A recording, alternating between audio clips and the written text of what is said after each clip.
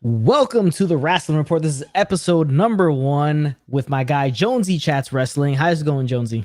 Very good. It's great to be here. Looking forward to discussing the world of wrestling. It's been a great week in wrestling, so always good to be here. Thank you for having me on the channel. Really looking forward to this video, man. Yeah, of course. So the Rasslin Report is going to be something we do weekly now, or I try to do as weekly as possible. We'll be covering the previous week, this past week in wrestling, and kind of doing a small outlook towards the week ahead and anything big going on that next week or in that month that we may touch on towards the end of each episode. So it's going to be this is obviously episode 1. We are covering this past week's episodes of Monday Night Raw, AEW Dynamite, NXT, Smackdown, and what happened, what the rumors are. We're going to touch on a few things. We have a few topics, total of 9 topics currently right now. And we're going to go through these things and, give our opinions and what we think might happen in the future, what happened next week and all that stuff. We'll have an outlook at Money in the Bank, quick touch up on that, preview Monday Night Raw as well towards the end of the show. So if you're in the chat and you have any ideas, thoughts, comments on what we're talking about, let us know. We'll be happy to talk to you guys, conversate with you guys, answer any questions you guys have, anything like that. So, we'll kick it over right now to our first topic of the night, and it is Malakai Black. Obviously, the big debut of Malakai Black in AEW, formerly known as Aleister Black, Tommy End. He is now in AEW after what seemingly a clerical error as to why they don't have a 90-day compete for him, and he's technically on a 30-day compete. They forgot to change it. So I'll kick it over to Jonesy first. Jonesy, what's the story here? I mean, is it true or that's the rumor, right, that it's a clerical error and they forgot to update his contract? What do you got to say about that? There's 2 stories to this. There's 2 parts to this. So there's either there's a rumor going around that Selena Vega's return. That was part of a settlement to let him go early. That's kind of a rumor that's going around. The other thing as well is, I think it's an oversight on WWE's part. It's great to see him in AEW. I got the electric. I really enjoyed it. It was a nice buzz. It was a nice surprise. And I think this is one that WWE made a mistake on. Clearly, Aleister Black, he could do quite a lot in AEW. So it's great to see it. I love the debut. I think the lights going was quite nice. It was quite a good touch. And this guy's going to be awesome. I think it's great to see him in another promotion where he might be booked properly. That's for sure. Well, definitely, for sure. Yeah, and it was funny the way they did it. They did Andrade first in his match, and then they had Malakai Black debut after his match. So it's kind of like a stick it to WWE. Now, what is more plausible? Did they do that as like, okay, we'll take Zelina Vega back and you get you get out of your contract earlier, or you get the 90-day compete is cut down to 30, or is it legitimately just a clerical error, something you've never seen WWE pretty much make before that we know of, or that I can think of right now, error that massive? What do you think? I think it's a clerical error. I think, with all due respect, like, they obviously released him. They don't value him as such as a person. It's not like they were scared of him going to AEW. They knew what they were doing with the release. But as I said, it's AEW's game by WWE's mistake. But good luck to him. I hope it goes well. I'm certainly looking forward to seeing where it goes next with him. Yeah, definitely. Now, I got a major conspiracy theory when it comes to Malakai Black and Aleister Black in WWE and AEW. I tend to believe more that this is kind of like a working relationship kind of thing they got going on here, that they may be letting him go out there, get even more buzz about him, and then eventually maybe bring him back. That's a conspiracy theory I got going. How likely it is, it's very unlikely, to be honest with you. But it'd be a pretty cool thing. I mean, we've seen them have working relationships with ECW before, Smoky Mountain Wrestling. They've even done it with Houston Wrestling before, Paul Bosch. So it's interesting things that they could do, but it's just something you normally have never seen WWE make a mistake this big. I mean, to say that, we forgot to update it from 30 to 90, it doesn't make a ton of sense. I tend not to believe it, to be honest with you. Yeah, I agree. I don't see them working together, although they worked together on the Chris Jericho interview with Stone Cold. I don't see it. I think for me, WWE really kind of dropped the ball. Let's look at this. Aleister Black was one of them people that they originally picked to beat Brock Lesnar. He was one of the people alongside Drew McIntyre that was going to finally beat Brock Lesnar. And then the fact they've given away with him, but no, I don't see them working together. I just think WWE, as I said, they don't really care where he goes. They don't look at him as a threat. This isn't WWF versus WCW back in the 90s where you're not going to let Shawn Michaels go because he's going to go to the NWO. There's not that threat anymore, which is arrogance from WWE, but good luck to AEW with it. Well, I mean, whatever's, WWE's loss is AEW's gain in this aspect right here. Now, their roster is extremely, extremely bloated. I mean, they have a ton of people on this roster, seemingly for no reason at all. And we're going to get to the next guy that's on this roster who's in another bloated roster. So Andrade had his first AEW match. It was against Matt Sydal. And he came out dressed as Black Mask from DC Comics, which I thought was super cool. It was a cool entrance. It gave it a nice feel to it. Now, he didn't seem, in terms of crowd pop, that people were that excited to see him have his first match, I guess because it's just a match against Matt Sydal. But again, it's a bloated roster. You had Andrade, now you added Malakai Black. Andrade's first match here, bloated roster. AEW tends to have guys there disappear for a while, then they come back. I mean, we haven't seen Pac and Phoenix for a while. It's just guys that disappear. We haven't, Lance Archer takes his breaks, he comes back out of nowhere. We've seen it happen a lot. Other than those major elite top level guys, everybody else kind of disappears and goes away and comes back. So this is another guy added to another, to an even more bloated roster. Yeah, I agree. I think the thing with it is it's one of them. AEW are in danger of becoming a bit like TNA. Obviously, TNA were grabbing anything they could from WWE, whether that be Christian Cage, Kurt Angle back in the day as well.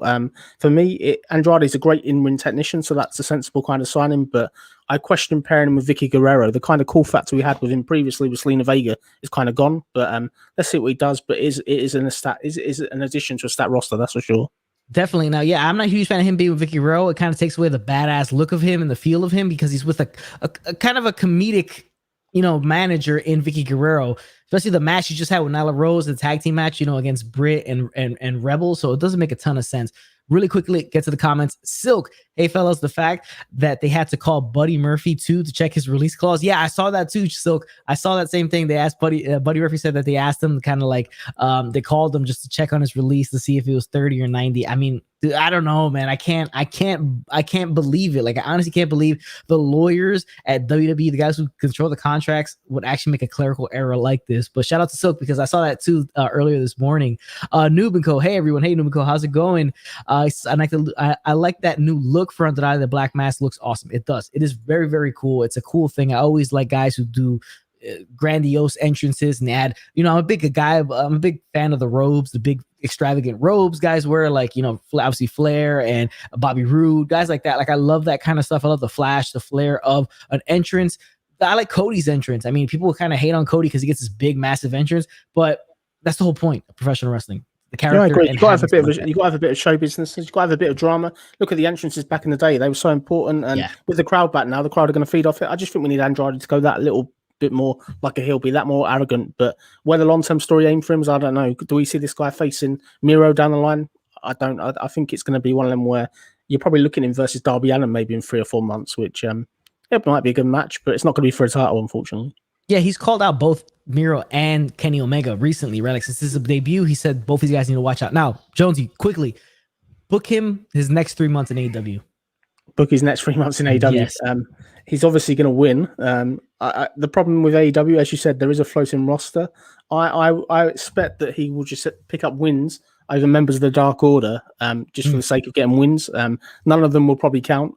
What we do need to see, I think the dream match for Andrade, for me, if I'm putting it out there, the end of the 3 months has to be against Fenix. I think Andrade Fenix could be a match that, for me, would bring a bit luchador back to AEW. I think it'll be something that'll be really good. Even if you did sort of Andrade versus Penta, that could be a fun match. But at the end of the 3 months for me, unfortunately, doesn't end with him with a title. If they wanted him to be in a title program, they should have had him attack Kenny Omega from the start, and he should be with Vicky Guerrero. I've got to say that now.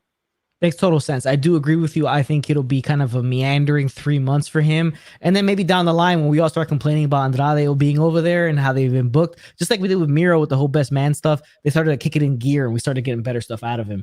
But with that topic out of the way, let's get to our third topic, and that's Tegan Nox, Shotzi Blackheart being on Friday Night SmackDown. They would come on debut as Nox and Shotzi. So dropping parts of the name, I don't know if it was just for the graphics and for the the scrolling at the bottom where they say their names, or maybe it was just to save space, or if in fact they are dropping these names. What they tend to do all the time is drop the names of certain characters, especially when they come from NXT to the main roster. They came out as a surprise mystery opponent to Tamina and Natalya in a non-title match. The Tank was there, which I'm a big fan of the Tank. If you watch my wrestling reviews with my brother, we're big fans of Shotzi and her Tank. I don't think that lasts that long if she stays on SmackDown, the Tank, to be honest with you. And it's interesting. They're here. Is it a one-time thing? Is it foreshadowing towards the draft that they will eventually be drafted to SmackDown? Jonesy, what's your thoughts on this? Yeah, I was a bit shocked, to be fair. Obviously, we know that some of these people have had these tryout matches, but you look at it like this. I think Tegan Nox only came back on NXT this week. They had the Battery campaign for 3 weeks. That's a Vignette designed to guess who it is. She came back. The fact they didn't run this Vignette on SmackDown already, I don't know why they just didn't run it on SmackDown. It seems to be a bit illogical. You've looked at Shotzi Blackheart. She had a great team with Ember Moon. Why have they not continued that team? For me, it's great to see them up there, but this is a team that's been thrown together. The fact they're beating the women's champions on week 1, I know they can't come in on a loss. I'm not a fan of that, really. This is a team that, yes, debut them, but don't have them beat the women's champions. These women's champions have got a match potentially against Mandy Rose and Dana Brooke at the pay-per-view. Why this is not the feud, you know what I mean? It's a bit of a random thing to throw out there. At least give them some sort of hype if you're going to bring them up instead of just chuck them out there with a team. And the thing with it as well, I've got a real concern at the back of my mind. Tegan Knox, unfortunately, she's a great worker, but she's injured all this. She's very injury prone. Yes. And it's a massive risk WR taking, putting her out there on the main roster. I'm surprised they've done it, in all honesty. Yeah, now I don't think it's going to be I think they're foreshadowing for the draft. This is going to end up being two people that come up from the draft because Tegan Knox still has issues with Candice LeRae that she's got to resolve on NXT. The whole Ember Moon not being there, I think it's just because they don't want Ember Moon to be brought back to the main roster. They're going to keep her in NXT and they decided to put these two as a tag team and we're foreshadow for later for them to bring them up when the draft time comes around. Silk in the chat. Do you not think that they are building a load of heels for Hangman Page to face if he takes that title off of Kenny with the likes of Malakai and Andrade?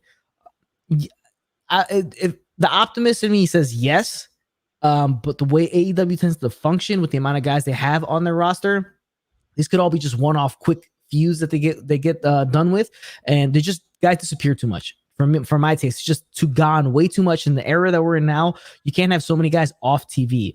I understand that you have other eras, old school eras where guys weren't always there, like the champion wasn't always there, which is fine. I'm cool with that. But when you have guys that are trying to build into certain spots, they disappear for a while. It makes no sense to me. I think they're just gone, and I'm not a huge fan of it. Now, in terms of they building heels for Hangman, if he does, makes total sense. Smartest thing to do. They don't have a ton of baby faces that can actually take the title off of Kenny other than Hangman at this point. So it makes sense to have the inverse of Hangman's the guy to take the title off of Kenny. They have a bunch of heels to take to challenge him for it. What do you think, Josie?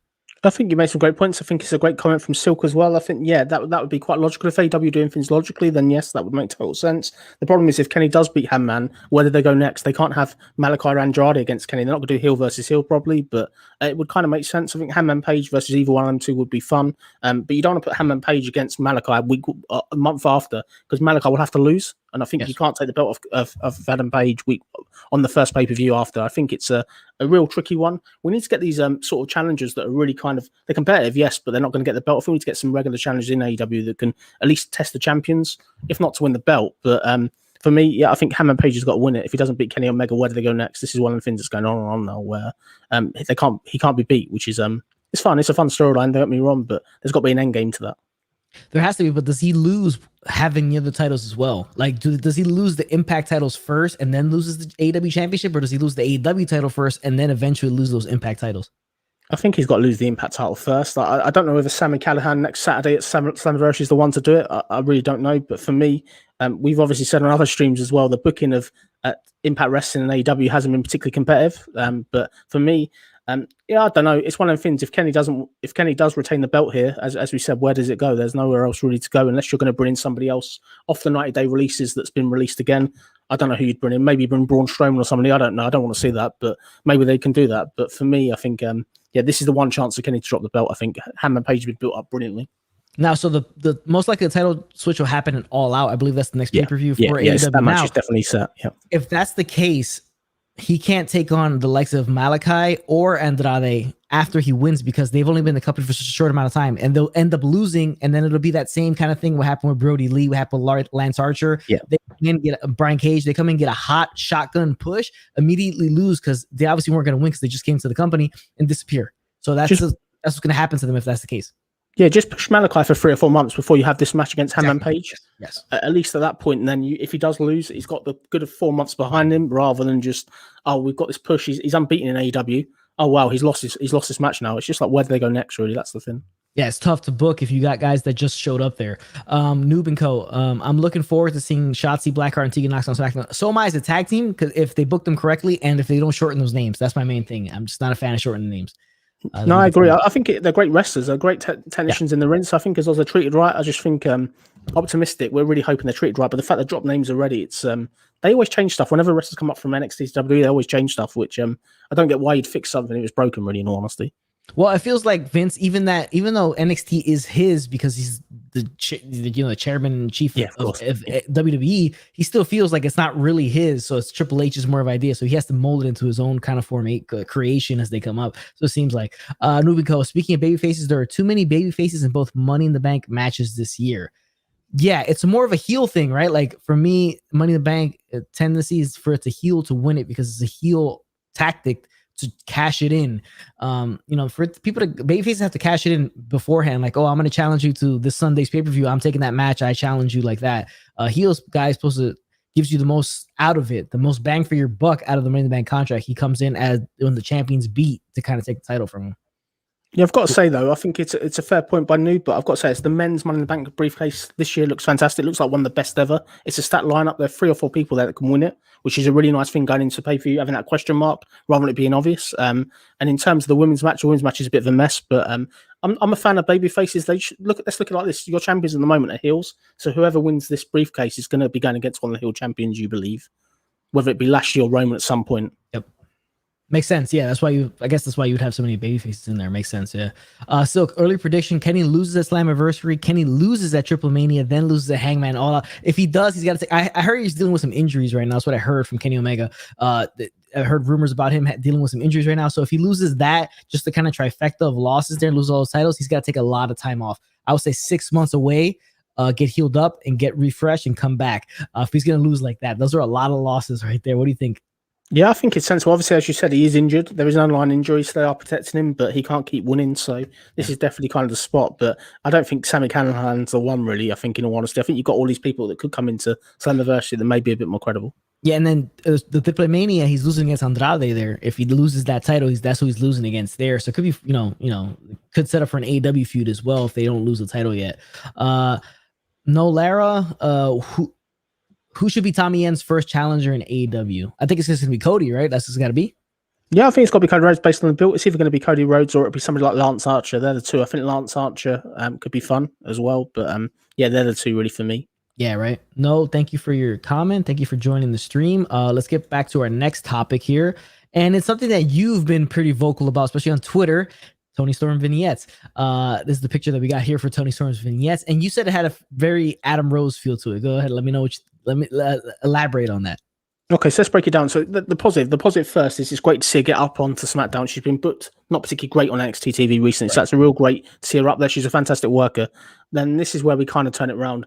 If you look at the vignette, it shows nothing to do with her as a heel. All it is Adam Rose party music. It's almost like I felt like the bus is going to come, the bunny's going to come out or something. It's just that theme music is a theme. You know what I mean? They've got to start doing these vignettes where they connect with the character. If you want her to come up and she's coming up as a babyface, that's the way I took it. I took it she's coming up as a babyface, which do we not watch NXT TV? You know what I mean? Where's the continuity with stuff? It's just very basic. I totally understand where you're coming from on that. Yeah, definitely. It's a very hype music, kind of like, yeah, get your party, which is the Adam Rose type of shtick that he had. It did sound like Adam Rose. Like next week, if we'll do a podcast next week, let's put a clip of the Adam Rose tune on and put a clip of her tune side by side. Yeah, it's kind of the same.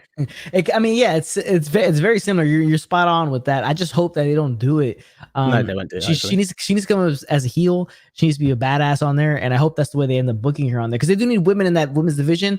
Do they need baby faces? Do they need heels? They need a bit of both. I think Toni Storm is probably a better heel than she would be a babyface. And yeah, I honestly hope they don't push towards that Adam Rose shtick. She's a sensible addition though. She's a great worker, as we said. I think she could do some great work. But yeah, great to see her up there. Just hope she's treated right. That's the thing. I don't want to not on TV really. Well, that's the problem. I mean, the women have been treated a little bit better from NXT than the men have, but it's still the conversion rate, we'll call it, isn't that great, isn't that stellar. No, yeah, definitely not. Next thing here, Bayley injury. We saw on Friday Night SmackDown, before Friday Night SmackDown was announced that she was injured, so she will not be taking part in the match at Money in the Bank against Bianca Belair. She cut a little promo there, as you can see in the picture. She was on the couch blaming everybody else as to why she got injured. And then it was announced that by Sonya Deville, Bianca Belair will not defend her title at Money in the Bank, but on the SmackDown prior to Money in the Bank in Fort Worth, Texas, the first WWE show since WrestleMania with fans, a big time show. They announced another 6-man tag for that show that's massive, and she'll be taking on Carmella. And in terms of Carmella taking her on, she will lose her Money in the Bank spot and it'd be given to Liv Morgan. So Bayley's hurt. She's out for 9 months. I believe it's a torn ACL or MCL, PCL, one of those, and she's gonna be out for a while, obviously. Now, what are your thoughts, Jonesy, of them changing it to SmackDown, not Money in the Bank? Yeah, I kind of get it. My first thoughts are shout out to Bayley. I do feel sorry for Bayley. She's a fantastic worker. I was quite looking forward to the way they were building it. Clearly, there was a massive hint about her career last week, which they are unable to follow up on. But yeah, so we're lost in terms of changing it from Money in the Bank to SmackDown. For me, I don't mind that. The thing is, let's be honest, why is Carmella in a world title shot? This is a woman that's lost 2 weeks running to Liv Morgan. I don't get what qualifies her to be number one contender. This is panic booking. This is the point of where we are just picking names out of hat. Really, it just doesn't make any kind of sense. Really, I guess she's a heel, but I just wish they thought about the number one contenders. I get it's a panic situation, but why couldn't you put somebody else in this spot? You know, I mean, there were various other people they could have brought up. They could have brought up Toni Storm in this spot, which is somebody brand new. You know what I mean? It's what do you think of when you saw that Bayley was injured and the Carmella match? I was thinking they were going to go with just like basically before Carmella was announced, I thought they were going to go with just some random person because I know Sasha Banks is the person people were thinking of, but I think they're holding her off for SummerSlam to run back the rematch from WrestleMania. I think that makes more sense. So I felt like it was going to be somebody extremely random, which it was in Carmella.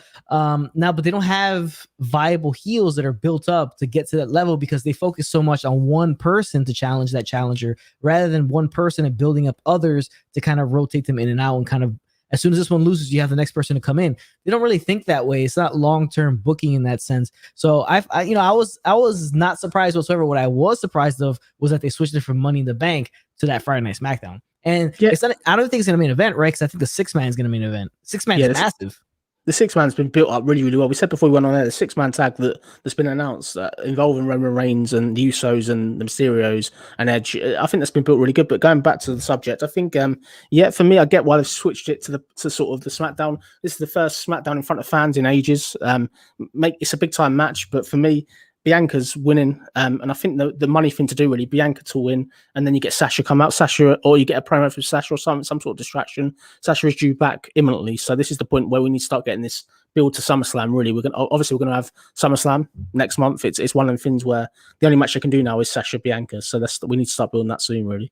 Yeah, they got to start getting to work on that. Let's get to the comments section really quick. Noob and Co. We're going to see Toni Storm heading to SmackDown. Wonder if she remains heel. We are as well. We're not sure. By the way Jonesy described that vignette, it seems like she's going to be a babyface and kind of just partying it up like Adam Rose. He says, well, I guess we're going to get SmackDown tag team titles defended at Money in the Bank. I guess, yeah. I mean, I would assume, right? Because if they're doing the 6-man on Friday, then one would assume that they would run the title match at Money in the Bank. No, I don't think so. I don't think they will. I think looking at the Money Bank card, the Money Bank card at the moment is fairly kind of stacked. We obviously got 5 matches. They are running short pay-per-views now. This is going to be a 2 to 3 hour pay-per-view. I think the ladder matches are going to be quite long in length due to the amount of stars that are in them. And I think the Roman Reigns Edge match is going to get a load of time as well. So no, I don't see it. I'll be surprised if they do that. That is true. Makes a ton of sense. Silk with an interesting question here. Who's going to take the last 2 spots for Money in the Bank on the SmackDown women's side? Oh, good question. I think that's kind of limited. The only people you've really kind of got on SmackDown that could do something is if you do bring Toni Storm in next week, I'm going to have a shot. And the other one you can kind of do that I think is an obvious one. If I don't do a women's tag team title match, will be Natalya, because Natalya's a great worker. I think her and the ladder could be quite a good addition, really. Yes, that is true. That makes a ton of sense. Noah would say Toni Storm needs to be a heel for SmackDown. She really does. They need opponents for Bianca if she's going to stay as champion, unless they switch it back to Sasha. With Sasha, technically, I mean, I guess she'll come back as babyface. I don't know if she come back as a heel or not. She's been away for months. Depends. So people are excited to see her back, so she may not come back as a heel. So you do need heels. You need a lot of heels on your roster so they could feed them to the champion. So the champion's run actually means and is important, and it's actually a good run. But let's get to the next thing. Number 6 on our list is WWE turning Drew McIntyre heel. Jonesy, this one's you. Let me know what you think. Yeah, so obviously every week we're seeing Drew McIntyre do these epilogues and diatribes that are going on about 10 minutes and 20 minutes, like it's something from a Disney movie that just it's just really, really boring. Yeah. Clearly, this is all Vince McMahon. Vince McMahon is pushing Drew McIntyre to tell movie-like stories. I actually think that based on this kind of booking, when the fans come back, if he does another 10 or 20 minute spiel like he did on Raw this past week, we're going to get fans booing on him, which I can see this leading to fans booing on him to the point where he's eventually turned heel. I think for me, Drew McIntyre has lost his edge a bit ever since he dropped the belt to last year at WrestleMania. This isn't a Drew that everyone's behind due to the way they're booking him. He's just one of them things where he's not as credible as he once was, which is a shame. What do you think of that, Anthony? Yes, I'm not a huge fan. I didn't like his Loch Ness Monster promo, the one you're talking about, that whole thing he went on, that spiel he went on about Loch Ness and the sword. It's just it's stuff that he's saying in a campy way to be like comical about it, but it doesn't hit that much. It doesn't really hit the way he wants it to, or the way they're hoping it hits. The thing, I'm always been a Drew fan, especially since his return to the main roster from NXT and before that, to WWE. everything he does for me seems like he believes in it. He believes everything he's saying. He believes everything he's doing. So it gives it a real factor. And it's always about believing in what you're saying so that other people can suspend their disbelief to believe it as well. So he's very good at that. Now, I think they've booked him in an odd way. I think it's just because there's not that many people for him to go against. I think it's more of the fact that it soured on him a bit just because Raw is so bad. And I think it's the construct of the way Raw is that kind of sours me on Drew McIntyre. Do I want to see him still around? Yes. I would like to see him kind of drop down to the mid card a bit, maybe challenge for the US title, do stuff like that, and then make his way back up. I think Raw is what's bringing everybody down at this point. Yeah, I think let's put it out there. Drew McIntyre is a fantastic worker. He's one of the best workers in WWE. He's a fantastic worker. I think the gimmick obviously is it, but let's look at a positive. They did throw out this massive match this past week on Raw against Jinder, which was a huge match with no build. Clearly, I don't think Drew's winning Money in the Bank, and the Jinder Drew match is probably going to happen at SummerSlam. But for me, to get Drew back to where he was before, I think a heel turn would work. Although you've obviously got other heels, he's not going to beat Roman Reigns anytime soon. So maybe if he becomes a heel and you put the Raw title on somebody else other than Lashley, maybe down. Maybe I think the eventual plan, if I'm being honest with you, based on what I'm seeing, I could see Riddle. They're getting really behind Matt Riddle at the moment. I could see Matt Riddle becoming maybe one of the future sort of main world champions in terms of a babyface on Raw. I think this whole thing with Randy Orton, the way it's been built and stuff, this guy, he's gone from being gimmicks and segments that nobody really liked to he's the best thing on Raw at the moment, Randy Orton, even though Randy Orton hasn't been there for 2 weeks. That is true, yes. When it comes to Drew McIntyre, I mean, him as a heel, I think he could be like a really nasty, vicious heel.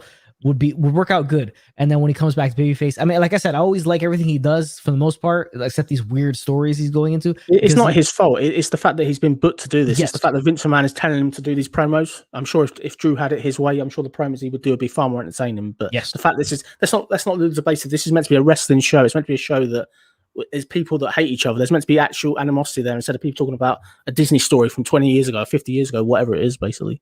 Yeah, because it doesn't really apply to much. And then the whole him versus Mahal thing has been ruined for a bit. They threw it out in 1 week with no build. They just threw it out there on Raw with no build, no nothing. This should be a big match. Well, the whole build behind it was like, I text Drew. He took 3 days to respond, and that's the beef. Yeah. Come on. It's great for the fans seeing it early, like on TV, like without the network and Peacock and whatever else. But that's a match they should have done something with. But at least Jinder getting time on TV. I'm looking forward to seeing the match again, though. I'll give WWE that. Yeah, man, it would probably be pretty solid. You're going Noob and Co. Drew McIntyre is talking about William Wallace. Like, I don't want to see Drew McIntyre talking about Scotland. No offense, Jonesy. Don't worry, you're not offended. I'm not Scottish, but you're offended Barry, but yeah, so you're offended nonstop. Yeah, nonstop wrestling chat. No, I mean, yeah, it's like it's just it's falling back on his like they'd like to apply his culture a lot to his character, obviously, right, with the sword and the whole mythology. I'm gonna put this out there though. I'm gonna put this out controversial. Though. If it goes on about the sword all the time, if this sword led to a sword above the ring match or something like that, I'd kind of maybe accept it partly. But the fact that it doesn't actually go anywhere, it's not like the sword actually costs him or anything. It's they're never going to do anything with the sword, but it's great fun. As I said, I think Drew, he has got the in-ring skills to be one of the best in the roster. I think he needs to move to SmackDown. When this draft comes on, let's put him on SmackDown, fresh start. I think he could have some great matches over there, that's for sure. That is true. I had somebody recently ask me about a video they're making. They asking people, what do you think the main event of WrestleMania 38 is going to be? Is that the Elitist? The asking as well. Yeah, the Elitist is going around asking people, asking other YouTubers this question because he's doing a video himself about it. And I said I think it needs to be Drew versus Roman. I think Drew versus Roman was one of the best feuds we've seen in a while, and that happened last Survivor Series. Between the two, I think they work very well together. They're both serious wrestlers. They're both believable. Obviously, they have both have tremendous looks to them, and I think that was one of the best feuds we've seen in a long time. So I think that might have to be where they go for WrestleMania, and in order to do that, one of them has to leave the roster, and I think Drew would have to go to SmackDown, like you said. Yeah. That was the money match in 2020. Obviously, yes. Drew McIntyre was one of the main guys in the Thunderdome, if that makes sense. But for me, I got the question as well. My match for WrestleMania next year was The Rock versus Roman Reigns, no DQ. I think they've got to do no DQ just for the whole Usos involvement and stuff. But I can dream. I don't know if that's going to happen. I don't know if it's going to happen because I don't know if they want to save it for the LA one because this should be in Dallas or technically next year it would be in Dallas. I don't know if they want to wait to the LA one. I don't know how he's filming. He just finished filming Black Adam. So it all depends on when Black Adam's supposed to release, when he does the promotion for that and all stuff like that and all those other movies he's working on. It's tough. I mean, we'll see what happens. But I think they might wait on that one. I think they're going to go the route soon of just trying to trust their own talent to main event these WrestleMania shows. I think that's just the way they're going to go down because the problem is when you have like John Cena come back for a week and like one show. If you get somebody at that level, you build them up all year round, you won't have to rely on these legends coming back. Exactly. Yeah. A funny thing right here. Zach from West Coast Podcast, those are my main guys, West Coast Podcast. Drew is getting McIntyred.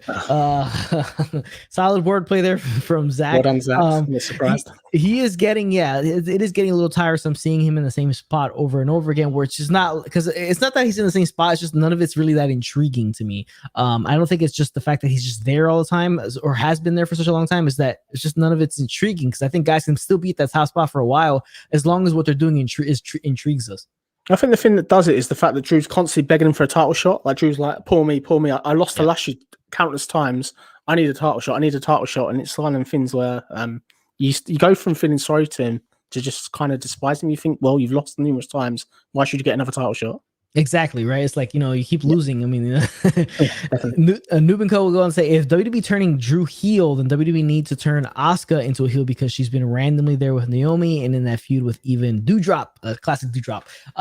Yeah, I think so. I mean, I think she'd probably be better off and try to get some seriousness back into her, some badassness back into her character and into her, just her in general. So I think it'll make sense. What do you think about her? I agree. I think if she's another one that needs to go to SmackDown, I think her and Bianca could be a money match if she's the heel. We need to go back to the Oscar we used to know that used to be so unstoppable. Yeah, the NXT Oscars where it's at. Dan from DW, what's up, guys? What's up, Dan? Dan is the most positive man in YouTube wrestling community. Nothing wrong with that. Nothing wrong with positivity. You love to see it, man. I'll have Dan on my channel for Money in the Bank live stream predictions on Tuesday, 5:15 p.m. Eastern time. So make sure you guys tune in for that one. Silk, apparently Drew wants to bring back his old entrance music. Would be a good start to watering down the Scottish aesthetic. Yeah, no, I agree. I think that let's get him kind of back in. Let's see what I'm really interested in is how the fans react to him. Yes, that's the thing, because when the fans went away, he was so popular with them. He was really building a rapport. This guy, he obviously beat Brock Lesnar WrestleMania last year. He had such a rapport with the fans. So let's see what he does when they're back. Yeah, it'd be super interesting to see how the fans do react, because in the end, we're all trying to see what the fans are going to react to certain people and how that's going to dictate a lot of the way they all go forward. Get to these next two comments, and then we'll jump to the next topic. What Martin Carrillo, Martin, how you doing? Thank you for joining us in this live stream. What would you guys like to see from Drew over the next year? I said I would like to see him in the mid card a little bit, and then eventually get back up there. Eventually drafted over to SmackDown, and WrestleMania 38, him versus Roman. I'd like to see him put some people over. I'd like to see him have that rub that he can lose a few matches once in a while. He's not going to lose any kind of momentum based on that. If they are serious about getting him back in that title picture for WrestleMania, like you said, he doesn't have to start winning really to probably December, TLC, that type of time, and he can go on a run and a tear. But let's just see him put people over. I think Imrini's great. I'd love to see him put Cesaro over, if I'm being all honesty, but they won't put two baby faces against each other. Cesaro's a tough one now, but I think he's setting up for a move to Raw with the way he's been kind of dropped out of all the storylines. It's been him losing to Rollins on SmackDown and not qualify for Money in the Bank. I think he's going to be able to be one of those guys drafted over to Monday Night Raw. Martin Carrillo says, were these ladies that got called up last night, were they the right choices? Yeah, I don't see why not. I think they're talented. I think they're both very talented. The question from me is, why are they a team? That's the question. I think if they were in singles wrestlers, no one would complain, because they're really, really good. Shotzi tries the hardest. She is a bit green in parts. Obviously, I do worry every time I see her in the ring that she's going to have an injury or something. But Tegan Knox is solid. It's just her injury record that kind of holds her back, probably. Yeah, and it's just that right now she has that storyline with Candice LeRae, so they got to wrap that up before she moves up. I don't want them to kind of just forget it actually is there and then just kind of move her up. Dan would say, I think Drew needs a long feud with Sheamus with the U.S. title. They had match of the year already at Fastlane, and they can do lots of fun matches. Yeah, I think it was well. But the problem with that Fastlane match was a great match, but it had no stakes involved because Drew was already announced as the guy to face Lashley at WrestleMania. That was the problem. That needs to be number one contenders. But I would love to see them go at it for the U.S. title. I think that'd be awesome. Good shout out by Dan right there. That's good. That's good stuff. I agree. Spot on, Dan. All right, let's get to our next thing here after WWE turning Drew heel. It's a SummerSlam backup main event. So, Jonesy, you run the point on this one? Yeah, okay. So, obviously, there's big talk about John Cena not making SummerSlam. There's contradiction reports all week or whether John Cena is going to be there. Crucially, John Cena is obviously off. He's off filming a movie in Europe. The movie is going to be called, it's something like it's got some really ridiculous name. What they are saying, WWE apparently is saying that they still want to have Roman Reigns versus John Cena, but there is a concern that they can't do this feud without John Cena being on TV every single week. So they need a backup match, and the backup match is it's one that I'd like to see. I think it's a good backup, and it's a good caveat. I think we should go over the backup match, unless you've got any social around on John Cena and SummerSlam. Yeah, personally have heard the same thing. I heard about John Cena being locked in right now. I heard he's locked in for SummerSlam. But again, he has a lot of prior engagements and responsibilities that he has right now currently with his movie career. So it's going to be tough. I don't know if they want to just have him there for one SmackDown leading up to it, and then it's just Paul Heyman kind of carrying the thing for the rest of the way through. Be interesting. But the backup match, so that would be, like you said, it would be Roman Reigns versus Seth Rollins versus Edge in another triple threat match. Yeah. They've started the work of that already on SmackDown this past week. If you see it, we said a couple of weeks ago, kind of on Jonesy Chats Wrestling, we said that Edge and Seth Rollins is now done for SummerSlam. But this makes sense. They can drag it out. This will be a great match. Although it's not John Cena versus Roman Reigns, this still feels like a big match to me. It still feels like a match where Roman may do the unthinkable and drop the belt, which is kind of entertaining to me. Yeah, so they set it up on SmackDown, obviously, where Edge would walk up on Seth Rollins after Seth Rollins defeated Cesaro to qualify for Money in the Bank ladder match. Obviously, calling back to the 2014, altercation that they had while Edge was still retired at the time.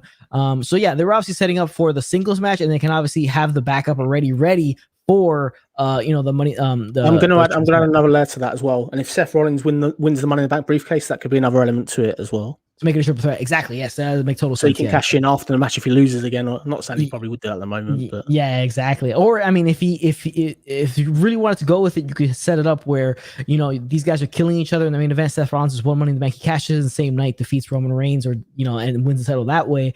And then leading to SummerSlam where you give the title back to Roman or something like that, you could do going forward. Dan would say, I love Tegan Knox has been called up. First Welsh women's wrestler to make to the main roster. Shout out to her. Yeah, I didn't know that. She's really good. She's great in ring. I think she just needs a bit of luck, really. She's had all the worst luck, if that makes sense. So hopefully they treat her right, and hopefully she could be as credible as we know. She's a great worker, definitely. Yeah, those injuries, sometimes they tend to pile up, and then you can't get away from the bug. Martin Carrillo would say, who's got the most potential between Shotzi, Knox, and Toni? I think Toni Storm. I agree with you. I don't know about, but Toni Storm, definitely. This is a woman that had some legendary matches against Rhea Ripley over and Progress and promotions like that. So for me, definitely, I think if you do Toni, and I think Shotzi's got a real character about her. She's a bit like a 1-2-3 kid in that respect. She's not an underdog. She may not be sort of at that level compared to the rest, but she puts her whole heart and soul into it, it seems. Yes, I think out of terms of the three of them, I think I would rank them Toni, Shotzi, and then Tegan at the bottom. I think Shotzi does have that, that factor where people can get really behind her and kind of rally behind her because she has that that personality. It seems like she puts everything she has in the match. And Toni Storm obviously feels like the star out of all of them. She seems to be the most well-rounded, have the attitude and everything like that. Martin Carrillo says, who's got the most chance of winning men's Money in the Bank, SmackDown side or Raw side? I think SmackDown side. I think the winner's Big E. I'll put that out now. I think it's Big E and Lashley. I think that's the route they're going to go down at SummerSlam. Okay, so he's going to cash in. Okay, and go to the opposite brand. Okay, and then eventually probably get drafted. Yeah, I mean, that's a good call. That's a good call. Yeah, I think SmackDown probably got the winner as well. I think it plays more into them, and I would probably have to go if they're going to go with the WrestleMania the SummerSlam backup main event. I'd probably go with Seth Rollins. Give him a 2-time Money in the Bank. Makes sense to me. Noob and Co. Roman Reigns and Seth Rollins would be awesome because we might see some history. Yes, that would be pretty cool. I mean, there's a lot of history involved in that, and it would be pretty cool to see them kind of go at it and feud. But again, they're two heels, so you'd have to throw Edge in there to kind of have the babyface in there. Yeah, you would definitely. It's going to be a great match if they do that. Like, even if we just get the Edge and Seth Rollins match as a singles match, that's going to be iconic to see. Yes, big time. Yeah. All right. So the SummerSlam backup main event, that's what we have right now. Still might be John Cena, might not be. That's the backup that we're hearing. Now, let's get to a preview of Monday Night Raw. Jonesy, you have the rundown of this upcoming Monday's Monday Night Raw. Let them know what it is. Obviously, because the show was taped this past week, there's quite a stacked card. So let's run through the matches. I'll run through each match and just get your thoughts, Anthony, if that's all right. Yep. So we might as well start. We'll start with what appears to be the main event. It's Bobby Lashley versus Xavier Woods. We've obviously seen this match a few weeks. Are you looking forward to seeing this again? And what are your thoughts? I'm looking forward, not seeing the match itself, but just more of the emotion behind it when it comes to Xavier and Kofi. And if Bobby Lashley's going to go all out and try to just absolutely murder Xavier in front of Kofi to kind of really get more emotion out of this thing, because that's what this all feels about. It's about the emotion behind it, especially from Hell in a Cell match between Xavier and Bobby Lashley. I think they should play more off of that. I think this would be a really good match. I think in ring, Xavier Woods has really impressed me in recent weeks. I think he's gone from strength to strength. Same with Kofi, they've done really, really well. In terms of another match, we've got the returning Sheamus, United States champion against Humberto Carrillo. Are you excited for this match? Not entirely, really, but it's good to see Humberto on TV. Finally, Sheamus is recovered from his, face injury, his nose injury. So we'll just probably see him just probably beat the living hell out of Humberto in this one, probably. Yeah, I don't see Sheamus. If the title's on up there, I don't think Sheamus is losing. And we got this cracker. This match looks absolutely amazing on paper. We got Oscar Naomi versus Alexa Bliss and Nikki Cross. For me, really looking forward to this. I think it looks fun. We've obviously got Nikki Ash. Sorry, should I say not Nikki Cross? What's your thoughts on the match? Are you excited to see it? Any prediction? I'm more excited to see how the Nikki Ash character kind of continues to go forward and where they kind of go with it. And I want to see if it's going to be a team up of kind of like a superhero and a super villain, with Alexa being the super villain and her being the superhero, and maybe they kind of do something with that. I think Alexa's a babyface though now, so that'll probably work. I don't know if you realize that they are pushing her as a babyface in recent weeks. Yeah, because she's going against Shayna Baszler and Nia Jax, stuff like that. Yeah, no, definitely. We've got a few more matches as well. We got this match looks really, really good. We've got one half of the Raw Tag Team Champions, AJ Styles facing the Viking Raiders Ivar. They've done a really good job of building this feud. It does feel like a good tag team feud. Seeing this in a singles match, I'm looking forward to seeing it. What's your thoughts? I'm not a huge fan when they do this type of stuff, because they are, I think the week after Money in the Bank, they're going to have that Monday after, they're going to have the tag team titles be on the line. So they like to do this beforehand, is have them have singles and then go forward. I'm more interested, not even about the AJ one. I'm more to see about Omos versus, I think it's Eric, right? That's the one I'm trying to see. I want to see how they do that one. That should be pretty interesting. Yeah, I think obviously you mentioned it, Omos versus Eric. For me, they want to protect Omos like he's the next Andre the Giant. This guy's obviously been protected. There's a massive rumor about him being green. I don't know sort of whether that's correct, but he's going to squash Eric. Like, it'll be in no contest. I don't think they'll want him to pin Eric, but he's not beating Omos here. If he beats Omos here, I might eat my hat on next week's show. Yeah. Yeah, and the next one we've got here as well. We've got one last one. This is a rematch. This is going to be cracking. This is the third match of it. It's going to be Falls Count anyway. Ricochet, John Morrison, two men in the Money in the Bank briefcase. Not been on recent weeks' TV. They've come back recently. This will be great. For me, I think Ricochet needs to win it. Looking forward to what they do here. Are you excited for this Falls Count anyway match? Yeah, I'm not a huge fan of they're doing 3 matches in a row, but they are really good matches. This one's going to be another crazy one. Now they're going the whole thing where like Ricochet is basically almost killing himself to try to take out John Morrison. With the 2 weeks ago was the splash on the outside, and then last week was the one through the ropes where they kind of took a nasty bump there. It's really legitimately excited to see the kind of crazy thing they pull off in this match. I think Ricochet needs to get the win as well, though. Definitely. It's great to see Ricochet on TV. I'm a massive advocate of Ricochet. I love him being on TV every single week. He's a fantastic worker. And this is great. It's great to see WWE being organised. Although they've taped it already, it just shows what they can do if they put a plan. If they do this going forward, this level of attention to detail, Raw may be a lot more watchable. Yeah, and this Raw that you just ran down doesn't seem that bad, to be honest. We go into Raw nowadays with very, very, very low expectations because you're just looking to be disappointed if they're not low. But this one seems like it's pretty solid episode of Monday Night Raw, but we'll have to see. I mean, you obviously know it's going to start off with a 15-minute, 20-minute promo in the start, and then probably some weird stuff in between. But let's see how they put the rest of the card together. Let's get to the comments section. We have Dan from DWE saying, "This year Money in the Bank is so unpredictable. Like, I generally have no idea who's going to win it. And Raw actually has been fun the last 2 weeks." He's correct on that. It's been somewhat entertaining the last couple of weeks of Raw. They haven't been that bad. They've been a little bit on an uptick. They could be ramping up for when the fans show up. They have one more show this upcoming Monday in the Thunderdome, and that's the end of the Thunderdome. Thunderdome is buried and gone, hopefully for good, and they'll continue to travel around. But what are your thoughts on the last 2 Raws, Jonesy? Yeah, I think last week's wasn't particularly great. The problem with it is you have these fantastic in-ring matches where there's no clear finish. I think that's what lets the show down. But for me, it has been certainly better. It's great to see people out there that we've not seen for ages. And going back to Dan's other point, I agree with him 100%. The Money in the Bank this year is so unpredictable, and this year's match feels so much bigger than last year in like the headquarters. I'm really looking forward to seeing what they do with that. Yeah, I forgot about the headquarters one. I totally forgot about that one. Was last year. Yeah. Otis. Yeah.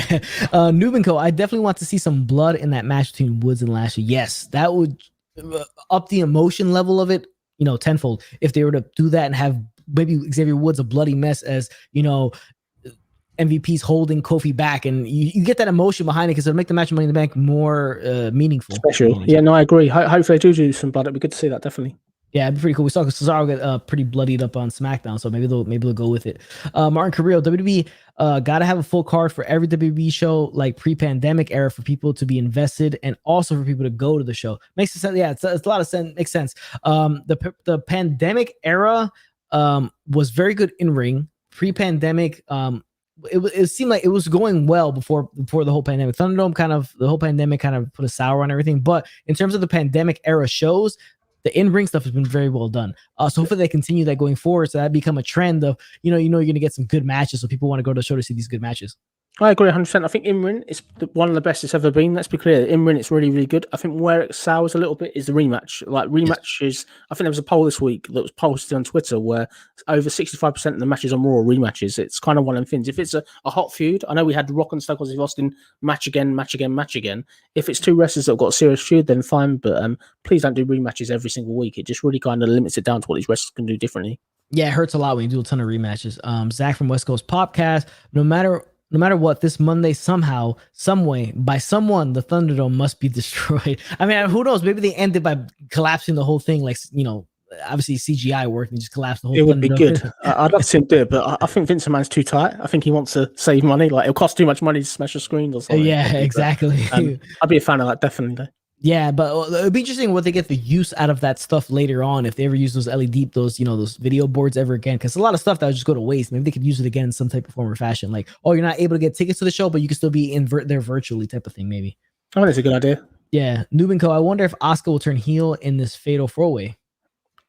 No, I don't think so. I think the sort of going into the pay-per-view, maybe not. But no, do you see it turn heel? I probably don't see it this early. Yeah, I don't see it as well. I think probably later down the road we might see that one, but hopefully it does happen though. Noob, I'm looking forward to seeing AJ Styles taking on one of the Viking Raiders this Monday. Should be a good match. Yeah, but like I said, I'm more interested in Omos. I want to see how they're treating, because you see how he is with Drew McIntyre. They're teasing him and Drew, having them do face-to-faces and kind of being imposing and stuff like that. So I think that's more interesting to me. Yeah, definitely. I think they've just got to protect him if he's not ready. That's the thing. This is an interesting one for Noob & Co right here. Johnny Drip and Ricochet might destroy the Thunderdome. That could be the ending of their match, right? Because they haven't had like finishes to the matches. It could be they've gotten so crazy that they've knocked out the pillars of the Thunderdome and it's collapsing on its own. That'd be inventive, definitely. Definitely, yeah. Martin Carrillo, I thought last Raw Riddle was going to get replaced by Priest in Money in the Bank ladder match. Thoughts on Priest lately? Yes, Martin. Thank you for saying that, 'cause I totally forgot about that one. Yeah, on my review of Monday Night Raw this past Monday, I felt the same way, because it felt like the way he was saying that stuff about, his foot, about Riddle's foot, felt like he may play a part in trying to get Riddle out of that match and take that spot from him. I think Priest is a heel right now because they're not doing anything with him. Might as well, because ever since the whole zombie thing, they kind of just taken him off for like an injury or something, and he's coming back. They haven't done anything with him. I think it's a fantastic comment, Martin. My analysis of that is, what was the point of Priest? Priest should be lecturing Matt Riddle of how to win a match. Priest hasn't even won the match himself. It doesn't really stack up, but I am devastated that Priest isn't on TV in an in capacity. I know he was injured after the zombie fiasco previously. I think they need to bring Bad Bunny back and get Priest on TV, because this guy could be credible. I'd love to have seen Priest at that level with Bobby Lashley by this point, really. I think if he was booked right, this could have been another challenger for Bobby Lashley they could have used. Yeah, I think Priest is a very solid star, and they should continue to build him. I just want to see what they do with him next. I mean, it's kind of like meandering back there for a little bit. Dan, I believe this Raw is the last one in the Thunderdome. They should end it by a mass brawl by everyone in Money in the Bank into the Storm. Love it. I'd love it if they did that. That would be just like what they used to do back in the day, where they used to just have everybody in the Money in the Bank briefcase, whether you're on SmackDown or anything, you're coming to Raw just to get they're all there brawling, and they throw each other into the video boards and break everything. Yeah, it makes a lot of sense. Martin says, I feel like the Thunderdome is controlled by Alexa Bliss and Bayley. Yeah, I mean, they put this also on the screen all the time. Makes sense. Yeah. Definitely. Still, can we not get a Vince limo type explosion with Thunderdome? LOL. Yeah, he can't be on TV if he's dead. That's why he did it, right? Yeah, the Vince killing himself and then coming back, obviously for the Chris Benoit reasons. But yeah, I'm down to see if they just blow the thing up like they did with Vince McMahon. Make a ton of sense. Obviously, you have to like CGI because it's an actual arena that the college team plays in, so you can't really like destroy it. But you could do something where it's at least like haha about it, just kind of be gone with the pandemic era. Noob & Co, here's a weird option. Alexa Bliss might destroy the Thunderdome, just like what happened at Fastlane. What do you think about that? Yeah, it's quite cool. I don't know if they'll do that. They've sort of gone back on Alexa Bliss. She's kind of got this new music now. She's a bit more fun. They've put the doll in wherever the doll is now, which is kind of good to see in a positive. Yeah, I don't see it. I think the thing with it is, really, if you was booking this show, if you are WWE, this is the show you need to put a cliffhanger in for me. I think you've got fans back next week. We really need to go into this Raw next week after Money in the Bank, wanting to know what's happened next. They need to start doing these storylines with cliffhangers and chapters, really. Yeah, making you enticing you to want to see the next. Vince Russo writing, I know it's controversial, but for me, I loved it. I grew up in obviously the Attitude Era. Vince Russo, for me, like kind of was a god in that respect. Like the writing and stuff, they tried to make the show better every single week, which it's fun. But I hope we see something different. This is really a good chance to say bye to the Thunderdome and welcome fans back, because I think the fans are going to have high expectations. That's for sure. Definitely, yeah. We've all been talking about maybe they're waiting, biding their time. That's why Raw has been so bad, is they're waiting for the fans to come back. But it makes a ton of sense, that Vince Russo type, that kind of crash course TV where it kind of just hits you and you're kind of enticed because you want to see what kind of crazy thing they're going to do the following week. That's what Attitude Era was all about. I mean, obviously Austin had everybody like that. It was great times growing up watching that stuff, but you were always wondering what kind of crazy thing Austin was going to do that following week, and that's what you're waiting for. All right, so let's get to the last topic, and it's an outlook on Money in the Bank. Let's touch quickly on the pay-per-view itself, because it is on Sunday. And what do you see happening? I mean, what's your outlook for the event? I'm really excited. It looks to be a really, really good show. I think, as I said, the men's ladder match is going to be probably one of the greatest of all time. It looks absolutely fantastic. They've got some great wrestlers in there. There's so much variety in there. I think it's really open who's going to win. Look at the women's match. The women's match is okay. A bit questionable. The fact we've only got one more SmackDown to try and fill 2 slots is a bit weird. But looking at that Bobby Lashley Kofi match, that'll be good. I think all the matches are okay. I just think it's going to be more positive because the fans are there. I'm really looking forward to seeing how the fans react to wrestlers coming out. I really want to see how the reaction is to Roman Reigns, because this guy's going to have to really get fans to boo him, which I would, if I was there, I'd cheer him because of how good he's been over this era. That's the problem, right? So you see him and you're like, you want to cheer him, so you can't really be a heel, but it is what it is at that point. I think, yeah, Money in the Bank is gonna be a ton of fun. I think they're gonna be hyped because of the amount of fans they're gonna have. Now, WrestleMania is different because it was an open stadium, so the sound is a bit different, but they're gonna be in an enclosed arena, smaller, when it comes to that show for Money in the Bank. So it's gonna be a lot of fun for them, and they're obviously gonna be like extremely, extremely hyped up for this pay-per-view. So there could be a lot of crazy bumps going on for those ladder matches because of how excited they're gonna be. They're gonna want to show out for the fans in that kind of setting. So I think Money in the Bank is gonna be an awesome. But give me your women's winner and your men's winner right now. So I know you said Big E, right, for men's, but what's your women's? Can I have two choices on each? Is that okay? Is that greedy? Yeah. Sorry, go ahead. so I'll go through each individual competitor and just rule certain ones out. Ricochet, unfortunately, is great. He's there for spots. He's not winning. John Morrison's there for spots, or he's not winning. Riddle has got a great chance for me. I think, although they're going to do this Riddle Randy Orton program at some point, I think for me Riddle's got a great chance based on his recent wins. Drew's just there, just as a big star, really. Big E, yeah, he's another pick for me. I think you could take out Kevin Owens, Nakamura, and Seth now for me. So I'm going, it's either Riddle or Big E, really. I think that's for the men's. In terms of the women's, I look at the women's and I'm not as excited, to be fair. We've got Asuka. She's obviously great. Naomi's been booked like a jobber. She's obviously dropped a Jew job quite a few times. Alexa Bliss. Alexa's obviously pretty unstoppable. Nikki Ash was on that win streak that's now ended this past week. We've got Liv Morgan. Liv Morgan's an underdog. We've got Selena Vega. For me, based on the people we know at the moment, it can only be one or two people, really. I think it can only ever be Alexa Bliss, or they're going to go to Liv Morgan, I think, if they want to do the underdog story. I would probably have to say the same thing about the men. Totally makes a ton of sense. Obviously, Ricochet and Johnny Drip spots. That's what they're there for. They're to take big bombs. They'll probably do something crazy and stuff like that. Yeah, I think those are the more plausible people to win. I kind of feel like Nakamura has a shot, to be honest with you, because he has the whole King gimmick. Maybe he has a shot to win that as well. But yeah, I think for me, the women, I think it's Alexa Bliss or Nikki Ash. I think they're gonna go with either one of them to kind of win it, and then go from there. Be pretty interesting. Maybe Nikki Ash flies up and grabs it. Who knows? Sounds good. We'll see what goes down. But it should be a fun pay-per-view. Let's finish up let's go to the chat real quick before we finish up. Martin Carrill, the ugly doll called Lily is never coming back to WWE television. She's in an asylum, I guess. Maybe the asylum for her is underneath the ring, like Hornswoggle's like home was. Remember when he was underneath the ring? She's still on the Titantron, unfortunately. I hope she don't go any further than that. Yeah, hopefully not. West Coast Pop, men's Money in the Bank. Looks crazy. Can't wait for that. What's up, y'all? Hey, West Coast Pop, how's it going? It looks crazy. I mean, it looks like it's gonna be a fun one. The men's one looks like it's gonna be a lot of fun. I think there'd be some big bumps and some big spots in that men's Money in the Bank. Should be a lot of fun. Roman will get boos. He did at Mania. I mean, if people want to play the part, they'll give him boos. But if they don't really want to play the part, then they won't. Yeah. Yeah, I guess they got to go for the whole Fonz factor. If we look at The Rock, everyone wanted to cheer The Rock back in the day, but he got that much heat with his promos. We need Roman to start digging out the crowd. Like, just start abusing people in the crowd again. Let's go back to that. We need to go for the cheap pops. If you're in, I don't know, say you're in, I'm going to go by United Kingdom reference. I don't really know what like America in terms of rivals and stuff like that. If we use a football reference, so say you're at Manchester United, you're doing a Raw show in Manchester or a Smackdown show in Manchester. You're then going, I can't wait to go to Liverpool because Liverpool's much better. They're obviously rivals, Liverpool, Manchester United, for anybody that watches football. He needs to go down from small cheap pops. Really, I think that's the way to get him over with the crowd. Yeah, pretty much. You're gonna get him booed just by saying that like cheap pops like that, cheap heat, stuff like that. Makes total sense. Yeah. Martin Carrillo say, which briefcase design of Money in the Bank do you guys like the most? Honestly, the one that Seth had was pretty cool.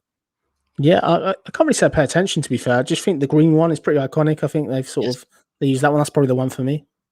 Yeah, I think it was the green, and there was a red, and there was a blue, and they have the white one for the women. I think the original one's probably the best one. Yeah, that's the best one. All right, so well, actually, no, I think Seth had the gold one, right? And he had the green one before that. I think it was, or I don't was even it know. gold? I And remember he green? cashed in, but I don't even remember the color. I was so excited at the time. Yeah, I think so. I think that's the way it worked. Nubico, men's Riddle or Big E, women's Liv Morgan or Asuka, because Asuka never cashed in women's Money in the Bank briefcase. That is true. I mean, yeah, she's handed it. They gave her the title, right, and just turns in turn because Becky Lynch was pregnant. So I mean, I don't know, they go back to back with Asuka. Riddle or Big E makes total sense.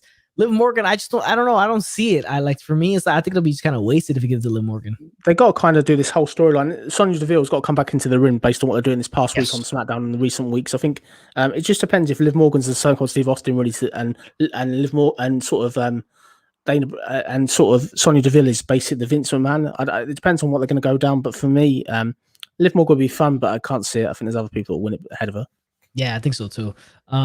Silk will say Seth Rollins just so we can get suit matching briefcases. Yeah, I mean that'd be pretty damn awesome. I mean, I'm really interested to see his suit for Money in the Bank, like for like the pre-show and stuff like that. What he's wearing for that, or that SmackDown with fans. You're probably gonna go all out in terms of what he's wearing in his drip. West Coast Podcast. Anthony Jonesy, sorry for our channel's champ showing up fashionably late. Some of us appreciate the work you put in, Zach. Oh, he's talking about Knock, right? So Knock showed up super Knock's late. The prediction champion, isn't he? No, I think it might be Eric. I think Eric still has the title over there. Yeah, it's cool, man. I appreciate it. You know, some I made them guys sit through the old Raw where we had sort of Lily destroy Shayna Baszler, and they did it. So I'm in debt to that channel. There you go. Yeah, yeah, it's all right, Knock. Don't worry about it, man. We won't hold it against you. Martin Carrillo going to say, I think Liv Morgan is set for a push. In my opinion, who we should cash on? She was cashing on Sonya's chosen heel champion. So for me, none of the champions at the moment are really heels. So they'd have to give it to somebody. I don't know who would be Sonya's competitor unless Sonya's going to win the belt herself, really. That is true, yeah, which I don't see happening either. But it's being booked that seemingly she will eventually get back in the ring. Sonya Deville will. So that is the episode we have for you guys today. That is the Rasslin Report, episode 1, the premiere episode of this weekly episodic wrestling talk show. We're going to talk about the week that was in wrestling, hopefully every Saturday around the same time period. We'll hammer out those details as the weeks go by. We appreciate you guys for tuning in. We appreciate you for everybody in the comment section, giving us your wonderful comments and your opinions and all that good stuff. We do appreciate the interaction and the engagement from you guys. It's much love to everybody that was in the chat. Much love to Jonesy for joining me at episode 1 of the Rasslin Report. We're excited to come back next week and do it again. Jonesy, any last parting words? Yeah, thank you to all the comments. It's been great to hear everyone's opinion. Next weekend, we've got fans back. We're going to have Smackdown, which is going to be great. And we've got a pay-per-view with fans back. This is going to be a great period in wrestling. I'm feeling really excited already. Yeah, it's going to be a ton of fun. These shows might not even be that great, the wrestling shows, but just the fact that their fans there might elevate them just because of that fact itself. But appreciate you guys, everybody, for tuning. Make sure you sub to Jonesy's Jonesy Chats Wrestling as well, his YouTube channel. And we'll catch you guys next week on the Rasslin Report episode 2. Laters. Okay, guys.